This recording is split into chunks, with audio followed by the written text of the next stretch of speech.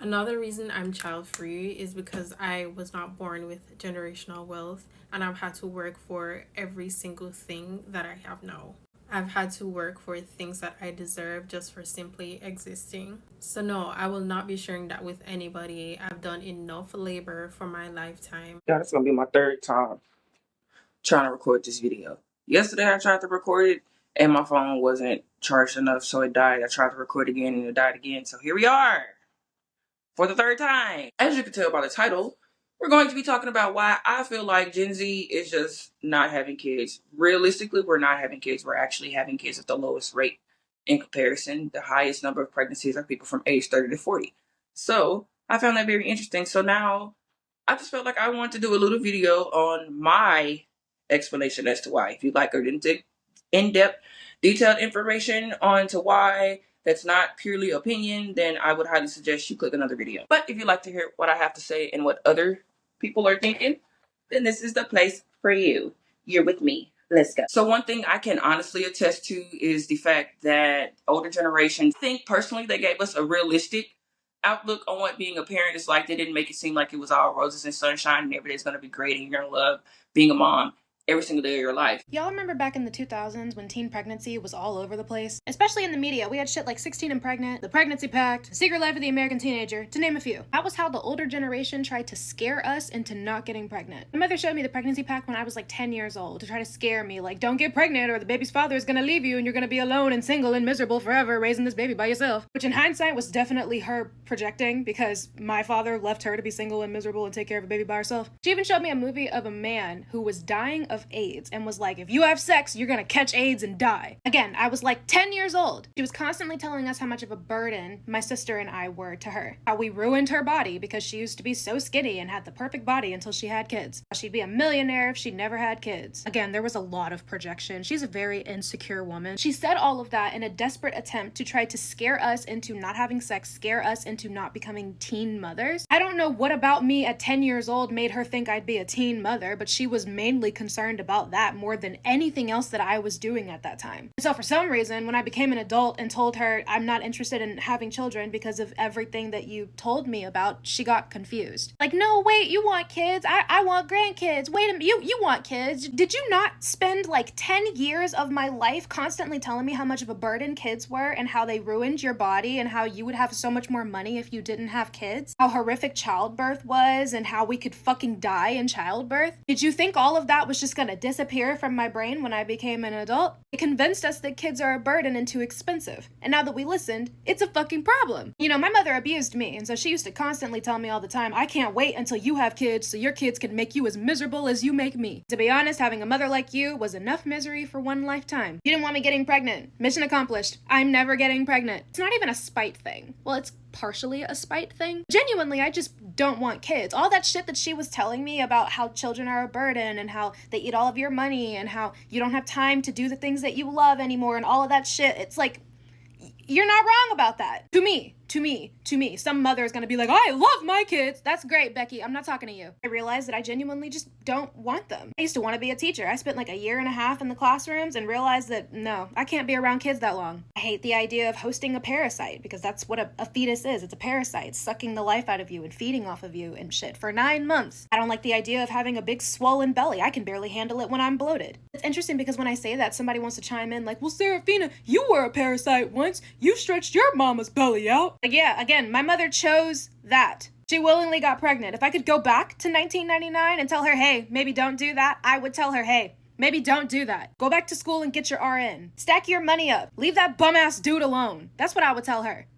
And I feel like instead of playing it up how previous generations did, it gave us a more realistic outlook on it and made us think before we do those things, because we know, well, my mom was tired, my mom was this, my mom was that, and she didn't seem happy with that. So why would I do that to myself? And even in my experience, my mom never made me feel like she regretted us per se, but I definitely got the sentiment that she wished she had have been further along in life before she started having kids. She definitely says that we changed her life and we made her be better, but At the same time, she encouraged us to wait and be married and have that union before we decide to bring a life into this world. Another reason we're not having kids is that money, and baby, we don't have it. I believe that if you are really poor, you should not be having kids. I'm 25 years old, and I'm always constantly getting asked, when are you having kids? Baby, kids? In this economy? Do you know how selfish it is to have children when you don't even have your life together? When you don't know if you'll be able to pay rent for next month? When you are not sure where your next meal is coming from? When you have to choose between the light bill or the water bill for the month? I'm currently working on myself and my financial security, so when the day comes that I do have children, they don't have to struggle. They don't have to go hungry. They don't have to live in a house where the lights are getting cut off. They don't have to go to bed cold. They can go to the best schools, wear the best clothes, eat the best meals, take the best vacations. I am not bringing children into this world to struggle. I will use any method of protection and birth control that is available to me because I am not financially ready to have a child yet. Yes, I am mentally ready to have a child. And yeah, of course, I want children. I'm 25, I'm almost 26. I am ready to have a kid. But let's be honest, I'm poor, and you cannot have a child being poor. I don't want to bring a child into this world and live in this neighborhood that I live in, where people rob and steal and shoot each other and kill each other.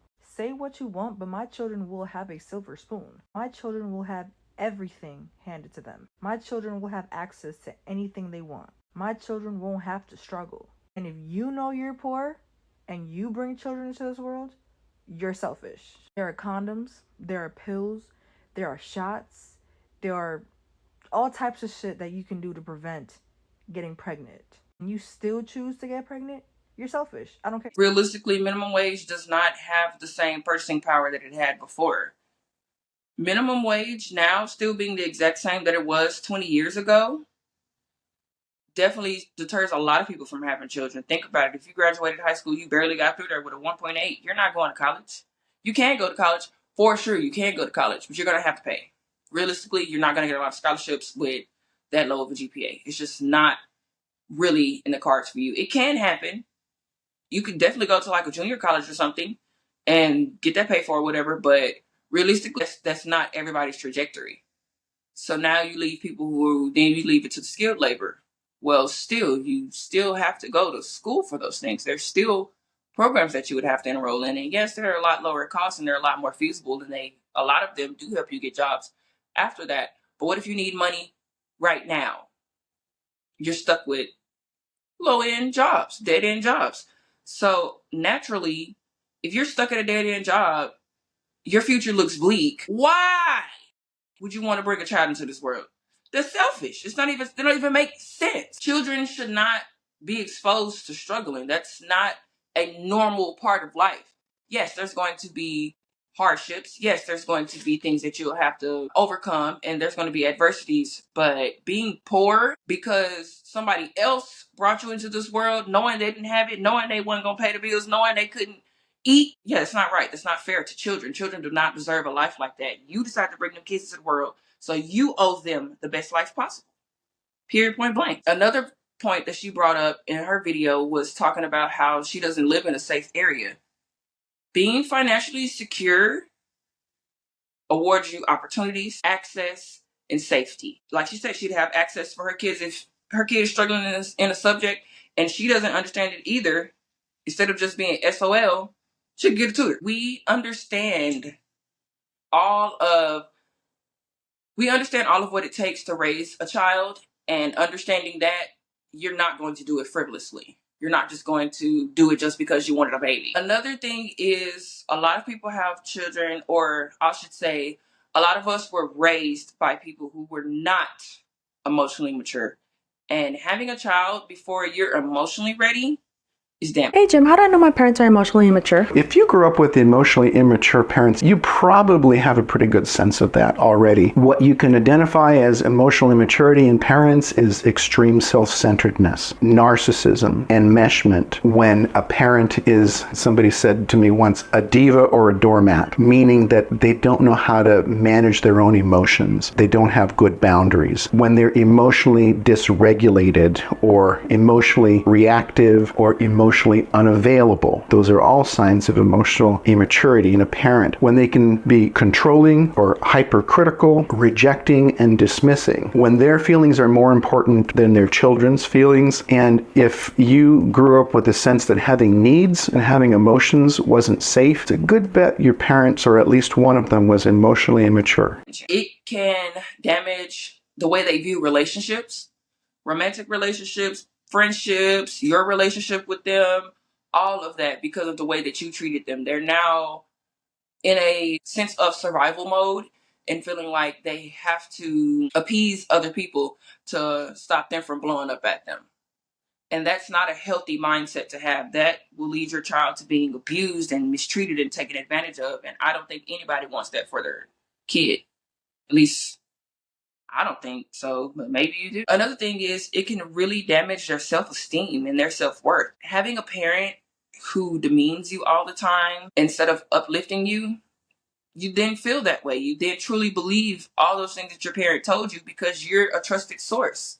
And we understand how our negative reactions, our negative emotions can affect the child because a lot of us went through it. A lot of us know from firsthand experience how damaging it can be. Therapy is not free. Therapy is not cheap. People are using ChatGPT to go to therapy because it's that inaccessible. So at least we feel like we should do our part and not traumatizing another human being. Another one that really ties into that pretty well, in my opinion, is we're overworked and overstimulated. We're tired. Okay, I'm 28, no kids, and when I'm overstimulated, I couldn't imagine with a kid because they are innocent. But it takes a toll. Absolutely, it takes a toll. And for the most of us, we do not want our kids to feel that, and unfortunately, they do at times. That's why, for me, I'm not one to say, oh, I'm having a child for me. I just want to feel love, so I'm going to go have a child. You already putting a burden on that child that they didn't ask for. Because you are already expecting this child to fill a void, fill an empty spot, replace something that you needed to work on before they are even able to talk, walk, or anything. I'm not a fan of placing that kind of burden on a child. Like, oh, I'm going to have a child to replace something that I need. No, I don't think that's ideal. So to be in a position that you are, girl, listen, don't have no kids. I'll just use myself for an example. I'm staring at a screen all day. All freaking day. I'm talking to people all freaking day. When I get off work, I don't want to talk, but you can't just sit up and not stimulate your child because you feel that you don't have the energy. It's not fair. It's not right. So I do believe that's another really big reason as to why we don't want to be parents, because I can only speak for me. I'd rather never be a mom than to be a uninvolved, emotionally unavailable, always tired, always stressed, anxious mom. It's not fair. No child deserves to be raised in an environment like that, because now they're on pins and needles all the time because, again, they're worried that one thing might stress mama out and have her flying off the hinges. And it's not fair. Children deserve at peace parents. They deserve parents who have love and joy to give because they're not burnt out. And we also have to really understand that not everyone is there. I literally just made a comment a couple of days ago on, I can't remember what social media platform, saying that being overstimulated is probably my biggest reason for not having a child. Because nobody deserves to be lashed out over some shit that they didn't even have any hand in. All because I got horny and decided that, you know what? Yeah, I'm going to keep it. That's not fair. But to sum it all up, basically, I think that Gen Z is not having children because of older millennials and Gen Xers who were either our parents or our older siblings or really close to us in that nature, really shedding light on how hard parenthood is. Y'all do not make it seem like it's rewarding, fun, anything at all.